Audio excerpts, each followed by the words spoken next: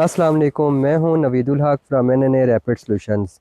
आपको याद होगा आज से 15 से 20 दिन पहले मैंने एक डिटेल वीडियो बनाई थी पलोनिया की रूट्स लगाने के बारे में और मैंने 10 गमले लगाए थे।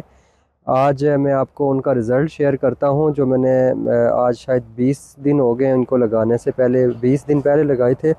और ये देखें इस टाइम ये मेरे पास वो 10 के 10 गमले पड़े हुए हैं और आप रिज़ल्ट देख लें। 100% रिज़ल्ट 1 2 3 ये निकला हुआ है। पलोनिया 4 5 6 7 8 9 और 10 यही वो गमले हैं जो मैंने आज से 10 दिन पहले लगाए थे।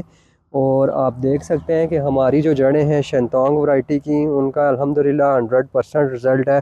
यह पूरा शेड मैं आपको दिखा देता हूँ। इस पूरे शेड में मैंने पलोनिया ऑलरेडी लगवा दिया है कोई 5000 के करीब, और इसमें आलमोस्ट 60 to 70% जर्मिनेशन स्टार्ट हो चुकी है। वीडियो में तो नज़र नहीं आते, लेकिन अगर बहुत करीब से हम जूम करके दिखाएं तो ये थोड़े से लेट लगाए थे, तो ये देखें इस तरह की बिल्कुल लाइट स्प्राउटिंग स्टार्ट हो चुकी है इन सब पॉट्स के अंदर, और इंशाल्लाह ये बहुत जल्दी ग्रो हो जाएंगे।